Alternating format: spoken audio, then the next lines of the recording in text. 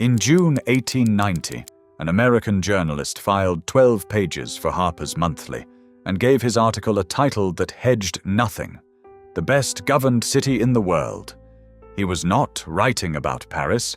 He was not writing about New York or Vienna or London. He was writing about Birmingham. 133 years later, in September 2023, the same city posted a legal notice declaring that it could no longer balance its own books.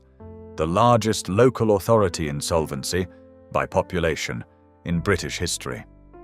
Between those two documents lies the strangest fall of any city in modern Britain. Not a mining town built on one seam, not a port stranded by trade. A city of 1,000 trades, so diverse, so adaptable, so relentlessly productive that it sailed through the Great Depression while the rest of industrial Britain drowned. A city that armed this country through 2 world wars and came out of the second one stronger than it went in. Cities like that are not supposed to collapse. And here is the uncomfortable truth at the center of this story. Birmingham was not out-competed. It was not out-innovated. Its decline was set out on paper, in advance, with a number attached, and the paper survives. 4 Acts of Parliament, 5 Prime Ministers, and 1 planning document written in 1948 that told a city of over 1 million people precisely how much smaller it was required to become. Nobody who worked a press or a lathe or a drop forge in Birmingham was ever shown that number. Most of them went to their graves, never knowing it existed. So the question this film has to answer is not what went wrong. The question is who decided. To understand how a number on a page could kill the workshop of the world, you have to go back a century earlier, to an 18-year-old stepping off a train with a head for figures and no idea that he was about to invent the modern British city. Joseph Chamberlain arrives in Birmingham in 1854. He is 18 years old, sent up from London to look after his father's investment in a screw-making partnership, Nettlefold and Chamberlain, founded that same year. For the next 2 decades, he does nothing glamorous. He runs the accounts, he manages the sales, he learns, invoice by invoice, what it actually costs to make something and move it and sell it. In 1869, he stands for the council, and in November 1873, he becomes mayor. And this is the detail that matters most. At that moment, he is the only major civic leader in Britain who has earned his living running a manufacturing business. Everything he does flows from that. He does not debate the private gas monopolies. He buys them, both of them, in 1875 for just under £2 million and puts them under the control of the town. Water follows within a year. The Improvement Act of 1875 hands him the legal instrument for a 93-acre clearance of the worst slum districts, with 50 acres compulsorily purchased along what becomes Corporation Street. In the cleared districts, the death rate falls from 53 per 1,000 at the start of the decade to 21 per 1,000 by its end. Cut the figure in half, then cut it again. That is what governed Birmingham meant. And the world noticed. Deputations arrived from American cities and German municipalities to walk Corporation Street and take notes, because what Chamberlain had built had no precedent anywhere. A city that owned its own gas, its own water, its own future, and ran all 3 at a profit that was ploughed straight back into the streets. They called it the civic gospel, and Birmingham was its cathedral. Chamberlain himself was carried into national politics on the strength of it, elected to Parliament for the city in 1876. But the point of the story is not the man. The point is the direction of travel. In Chamberlain's Birmingham, power flowed upwards, from the workshop to the council chamber. Within 70 years, it would flow the other way. And beneath the civic triumph sat an industrial machine the reforms quietly underwrote. Cheap municipal gas and reliable municipal water lowered the running cost of every workshop in the city. 35 miles of canal threaded inside the city boundary alone, more waterway than Venice, moving coal and iron and brass and finished goods around the clock. And feeding off that network, The 1,000 trades, hundreds upon hundreds of small firms making buttons, buckles, springs, fasteners, pins, tools, each one supplying the next, each one able to hire when a neighbor laid off. Walk any half-mile of the city in its prime, and you crossed a dozen invisible frontiers of skill. A street of stampers and piercers giving way to a court of brass founders, a jewelry quarter where a single ring might pass through 8 workshops before it was finished, a gun quarter where barrel makers, lock filers and stockers each held one piece of a craft no single man possessed entirely. The workshops themselves were often nothing to look at. A converted house, a shed behind a terrace, a first floor reached by outside stairs, but inside them sat tooling and technique refined across generations. An order placed on Monday could be prototyped by Wednesday, because the pattern maker, the caster, and the finisher were all within a quarter of an hour's walk of one another. Economists would later invent terms for this. Birmingham never needed the vocabulary. It simply was the thing. Remember the shape of that machine. Its strength was never any single firm. Its strength was the density of the web. Everything that follows in this story is, one way or another, an attack on that web by people who never understood what it was. And before we get to the paper that unpicked it, you need to see what the paper destroyed, because the 2 firms you are about to meet armed this country twice and put half the world on wheels. If stories like this matter to you, the stories of what Britain built and what was done to it, subscribe now. Because this channel is building the archive, one factory at a time. At the eastern edge of the city, in the gun quarter, stood the firm that would carry Birmingham's name around the world. In June 1861, 14 gunsmiths pooled their capital to answer an army order the Crown could not place elsewhere, took 25 acres at Small Heath, and called themselves the Birmingham Small Arms Company. Their first significant contract was 20,000 rifles for the Turkish infantry in 1863. The weapon the works became synonymous with was the Lee Enfield, a cold, exact, utterly dependable object, issued in the millions to men who trusted it because their fathers had trusted it before them. In the First World War, Small Heath turned out more than 145,000 Lewis guns, and the company spread sideways into bicycles, motorcycles, and light engineering, until by 1918 it was less an arms maker than an industrial complex that happened, among many other things, to make guns. 7 miles to the southwest stood the second anchor. Herbert Austin founded his motor company at Longbridge in 1905, in a derelict tin printing works, and when the post-war slump pushed the firm into receivership in 1921, he retreated to the billiard room of his own house with a young draftsman and sketched the car that would save it. The Austin 7 went on sale at £225 in 1922, and the price was cut to £165 within months. And then something happened that almost never happens to any product. The price kept falling. Year after year, for 17 years, the 7 got cheaper, until by 1939, a 2-seater cost £122. Around 290,000 were built, and the little car's shadow stretched far beyond Longbridge. The first motorcar BMW ever sold was a license-built Austin 7. In Japan, the earliest Datsuns followed the 7's design so closely, without a license, that it took a formal agreement in 1952 for Nissan to build Austins on honest terms. 2 of the giants of the modern car industry took their first steps on a design drawn in a billiard room in Birmingham. Now, honesty requires a caveat here, because it is easy to gild this period. Much of the work was piece rate.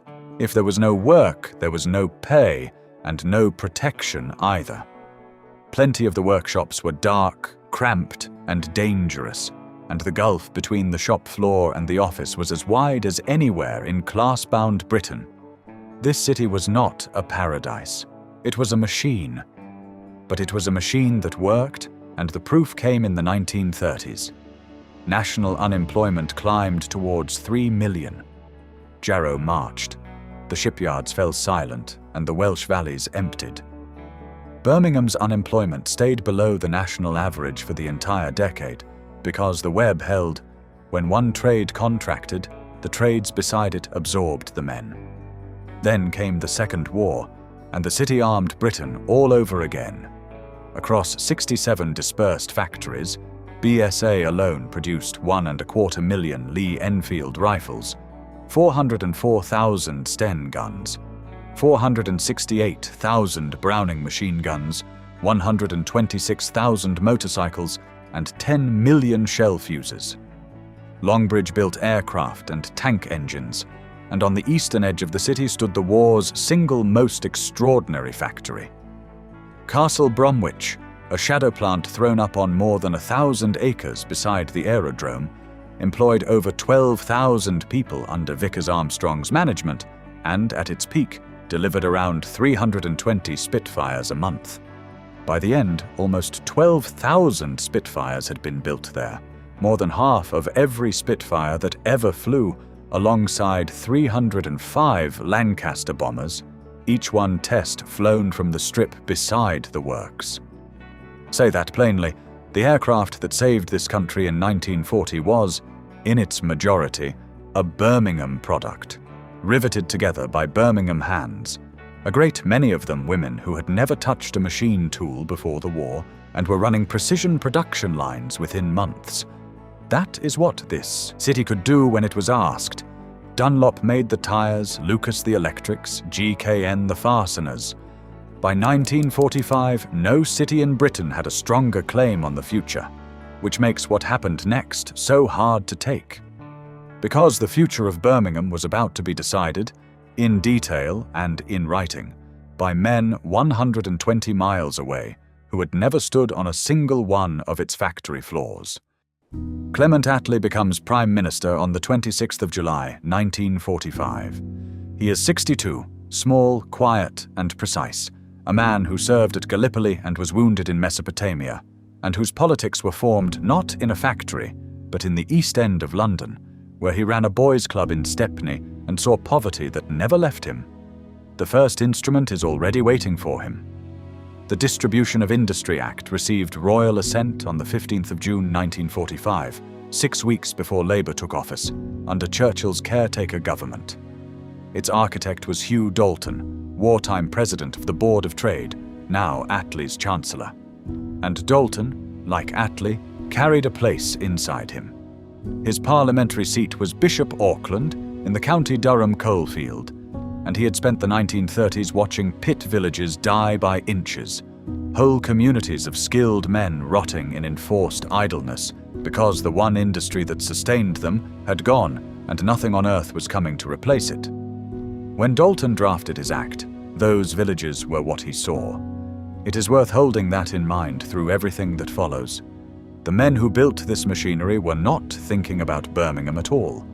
That, in the end, was precisely the problem. And the logic of the act was clean, humane, and entirely sincere. Structural unemployment in the northeast, in South Wales, in central Scotland and Lancashire was a genuine emergency. Communities built on one dead industry had no internal means of recovery, and no company would move to them voluntarily. Therefore, the state would direct industry to them. And the places where growth was concentrated, Birmingham chief among them, would surrender a portion of that growth so that dying regions could live. Understand this clearly. The policy answered a real crisis. It simply was not Birmingham's crisis. Between 1945 and 1950, 481 government-built factories rose in the development areas, alongside 505 private ones, creating an estimated 200,000 jobs, and unemployment in those regions fell from 550,000 in 1938 to under 100,000 by July 1950. On its own terms, the policy worked, but a share of those jobs, impossible to count precisely and impossible to deny, consisted of expansions that would otherwise have happened in the Midlands. The jobs were real. So was the place they were taken from. Then, in 1946, the Ministry of Town and Country Planning commissioned Sir Patrick Abercrombie, fresh from his Greater London Plan, together with the architect Herbert Jackson, to produce a plan for the West Midlands. It was delivered and circulated to local authorities in 1948. And the planners were not inventing problems. Whole districts of Birmingham were still Victorian back-to-backs standing on ground Chamberlain had tried to clear 70 years earlier. Bomb damage from 1940 and 1941 had not been repaired. In the worst inner wards, infant mortality ran at twice the national average. The overcrowding was real. What the plan did was choose which side of the equation to treat. It treated the industry as the surplus to be exported, rather than the housing as the shortage to be built. And its central recommendation carried a number.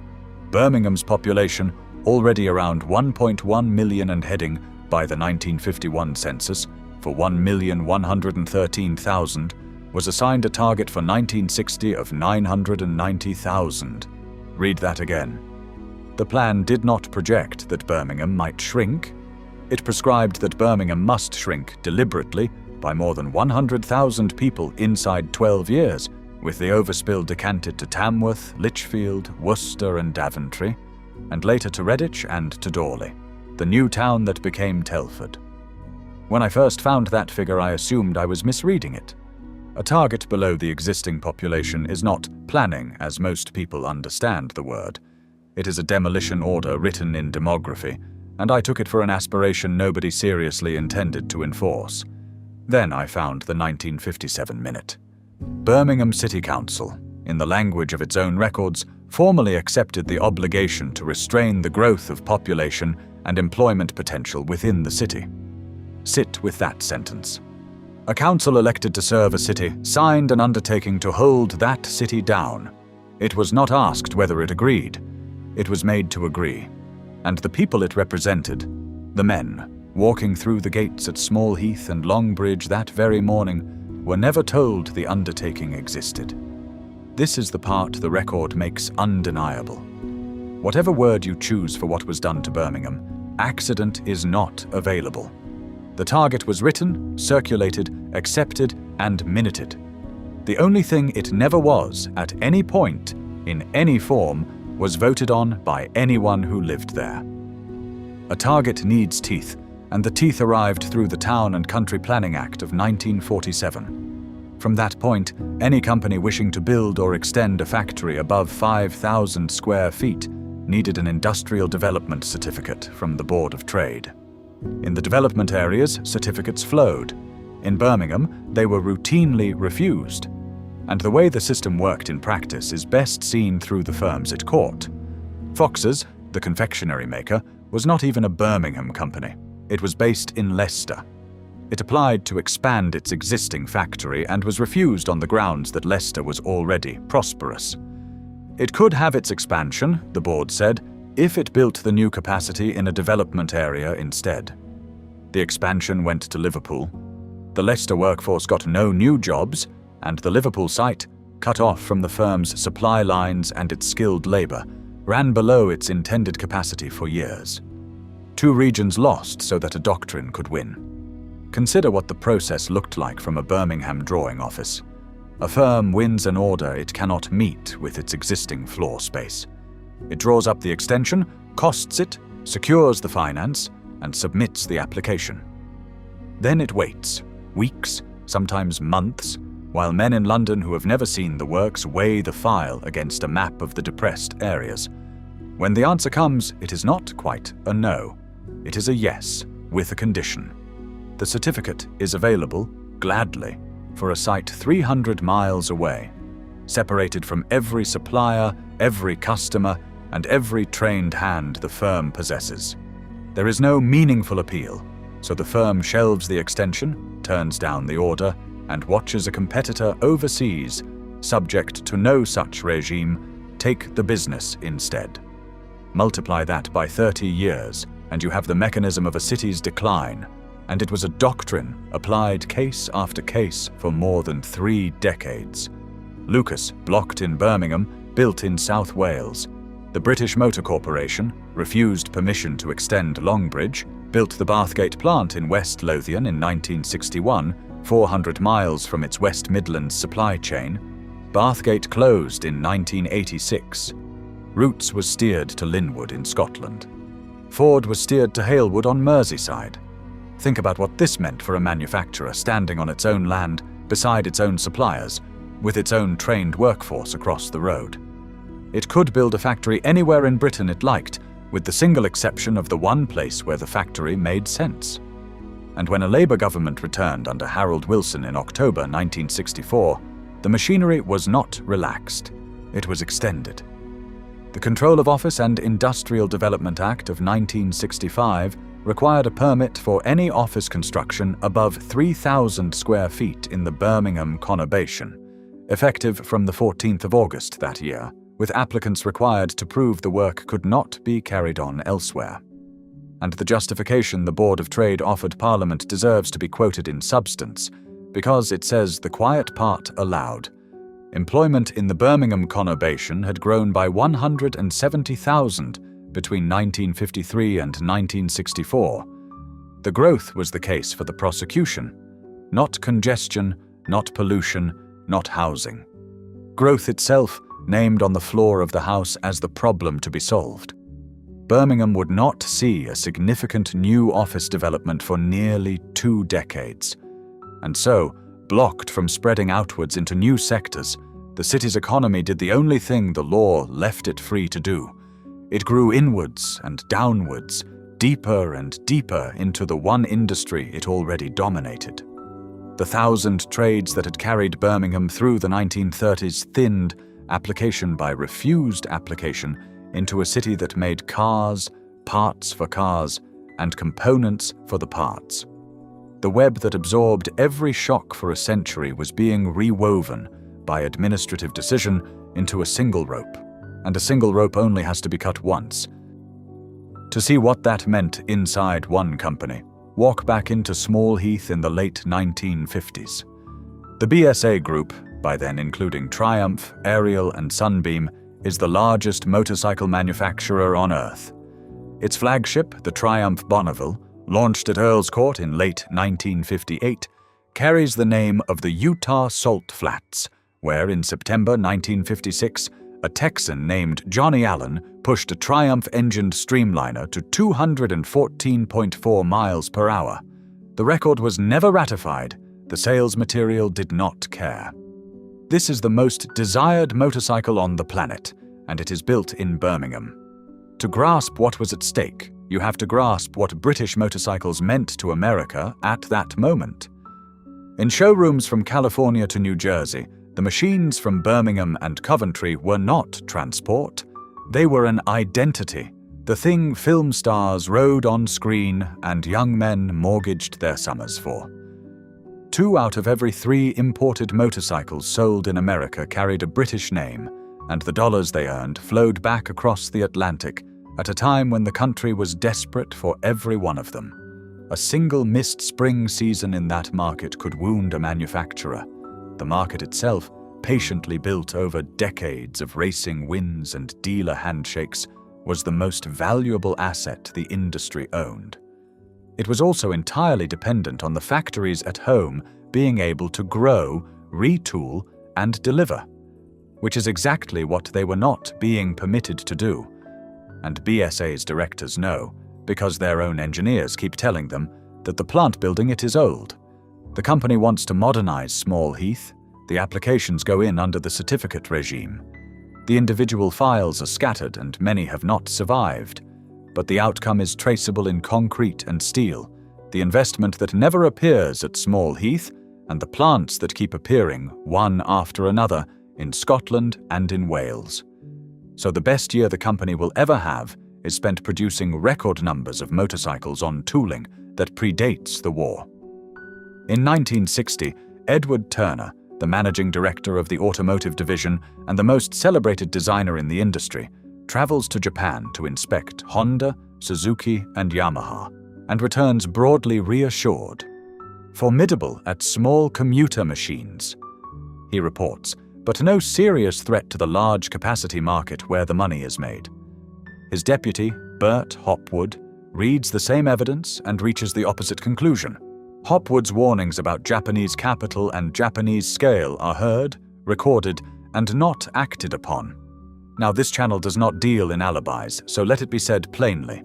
The mistakes made inside that boardroom were real. Misreading Honda was a choice. Launching 13 new models simultaneously at a London press gala in November 1970 on pre-war tooling was a choice, and every one of those machines failed. But here is the question the standard telling never asks. Which company faced the Japanese, the BSA that its engineers wanted to build, re-equipped through the 1950s at the peak of its earnings, or the BSA the certificate regime permitted, aging in place while its expansion was posted elsewhere? A modern BSA might have absorbed its own blunders. Strong companies absorb blunders every year. This one arrived at the crisis with no margin left, because the margin had been legislated away a decade before the crisis came. If a Bonneville ever stood in your family's garage, or your father or grandfather clocked in at Small Heath or Longbridge or Lucas, put it in the comments below, because every one of them is red. And these films are built from exactly those memories. And what comes next, the collapse itself, is only half the story on this channel. The film on how the British motorcycle industry was dismantled, man by man, is already waiting for you when this one ends. Subscribe, and you will not lose the thread. In 1964, Birmingham's unemployment stood at 1.1%. Full employment, on the surface a city thriving. Underneath, a company and a city running out of the future. By 1971, BSA was losing money faster than its reserves could stand. The government brokered the usual rescue, merged the wreckage, and in 1973, BSA and Triumph were folded with Norton Villiers into Norton Villiers Triumph under Dennis Poor, a financier with no attachment to any of it. BSA motorcycle production ended at Small Heath that summer, 63 years after it began. When Poor announced that Triumph's Meriden factory would close, the Meriden workforce occupied it, and because Meriden built parts the rest of the group needed, Small Heath was forced into shutdown after shutdown while the dispute ran its 2-year course. The returning Wilson government settled it by funding a workers' cooperative at Meriden, and in doing so removed Small Heath's last reason to exist. Its closure was announced in September 1975. The final motorcycle came down the line on Christmas Eve of that year, a Triumph Trident built to complete an export order for the Saudi Arabian police, and in February 1976, the works that 14 gunsmiths had founded in 1861, the works that had armed 2 world wars, went quiet for the last time. And by then, the shape of the trap was complete. Longbridge had been swallowed into British Leyland in January 1968, part of the great forced merger of the age. And by the end of that decade, the complex directly employed around 25,000 people, with component firms clustered for 10 miles in every direction, whose order books began and ended at its gates. The city that had once made everything now made overwhelmingly one thing, and the fate of hundreds of thousands of households ran through a single company that was itself already stumbling.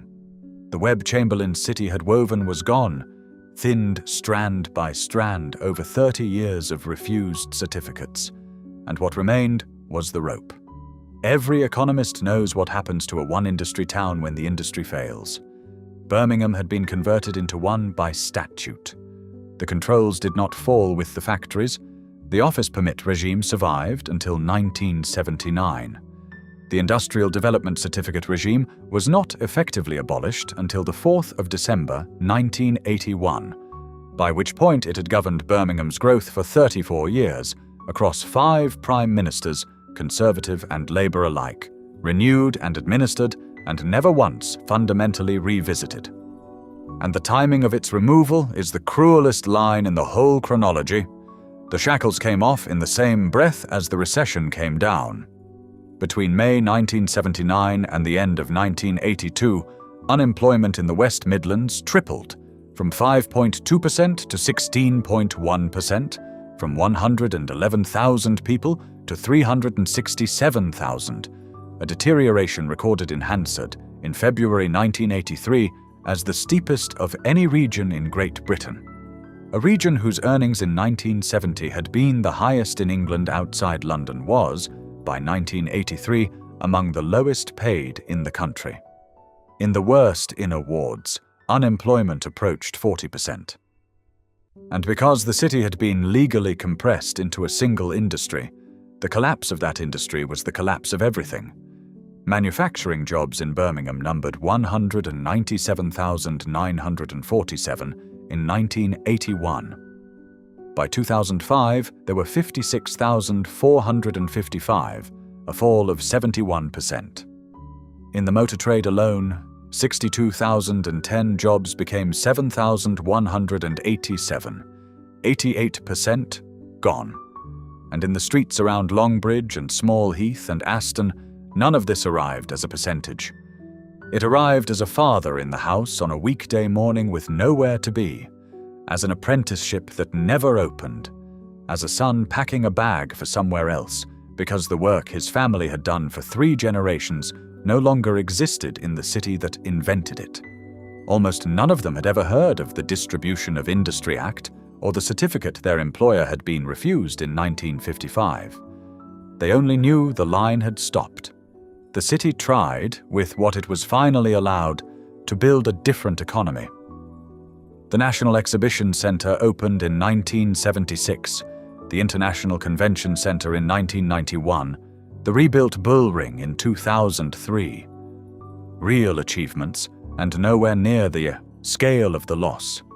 A convention centre employs hundreds, where Longbridge, at its height, employed tens of thousands, and the new jobs paid less and promised less than the skilled trades they stood in for. The arithmetic never closed. In April 2005, M.G. Rover, the last descendant of everything Austin had built, entered administration in the plant's centenary year, taking roughly 6,300 direct jobs and, with the supply chain counted, somewhere between 9 and 9,500. Limited assembly limped on until September 2016, and then a site that had built vehicles for 111 years built nothing at all. And in September 2023, the bill for all of it finally arrived at the Council House.